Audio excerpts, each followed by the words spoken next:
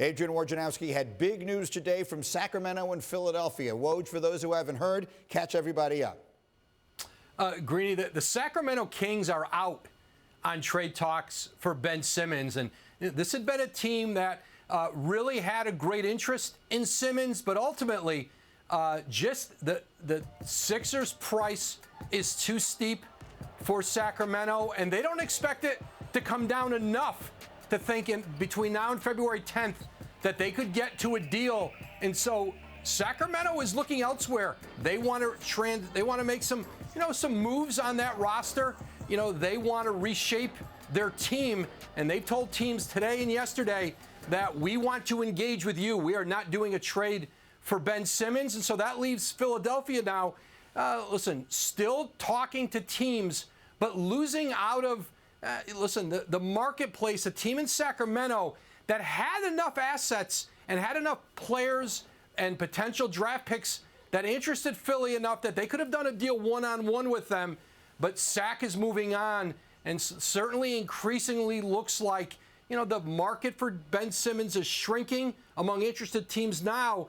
And Daryl Morey may very well, take these Ben Simmons talks into the offseason if he can't get a deal elsewhere before the trade deadline on the 10th.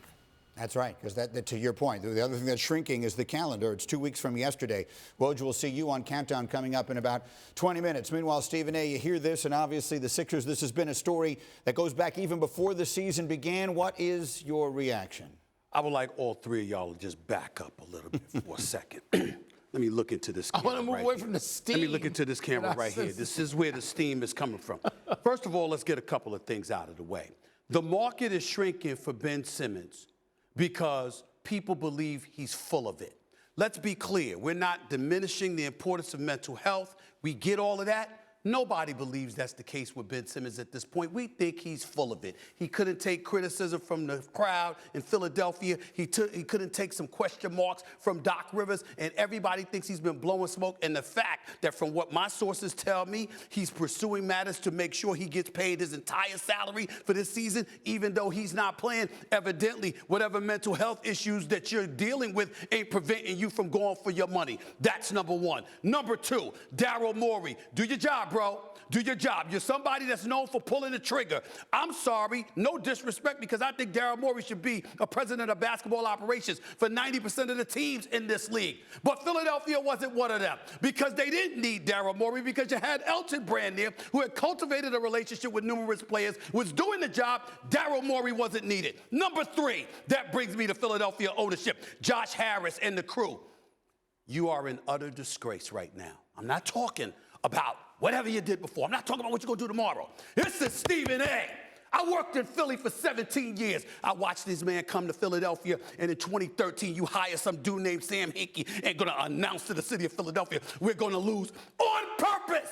For 5 years, we got a process plan in place. It involved Joel Embiid. It involved Ben Simmons. Did it involve trading away your assets to get Tobias Harris and Jimmy Butler? Did it involve you losing out on Jimmy Butler to Miami? Did it involve Ben Simmons all of a sudden going AWOL on the team? And by the way, did it involve Daryl Morey being handcuffed by ownership? Because there's no way in hell anybody who knows that Daryl Morey would look at him and say, excuse me, he ain't doing anything. Daryl Morey would pull a trigger on anything because he can't stand shooters. So why? He can't stand guys that can't shoot. So why would he like Ben Simmons? Please, this is Josh Harris holding on, telling Daryl Morey, go there and hold on to Ben Simmons for dear life, or make sure you get this.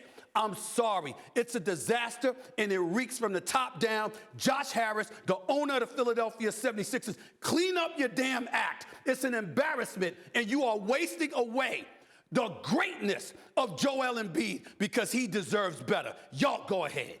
Embiid having an MVP caliber season. That is, Michael Wilbon, follow that. It's just a joke they can't trade him. Yeah. They can trade him. Do they know how to get from Philly to Washington? I know. The Acela. Just get on a train and go make a deal involving Bradley Beal. Like I can play with Joel Embiid, a frontline player. I want to make some different points to expand on what you said. First off, Ben Simmons' poor performance in the playoffs against a Hawks team that was short Trae Young, that hurt his value. Oh, yeah. Because then he went from being first-team all-defense in the eyes of the league to being a liability. And then when you don't go to camp, then your value diminished further and they can't move you. So on both sides, Ben and Daryl. Thanks for watching ESPN on YouTube. For live streaming sports and premium content, subscribe to ESPN+.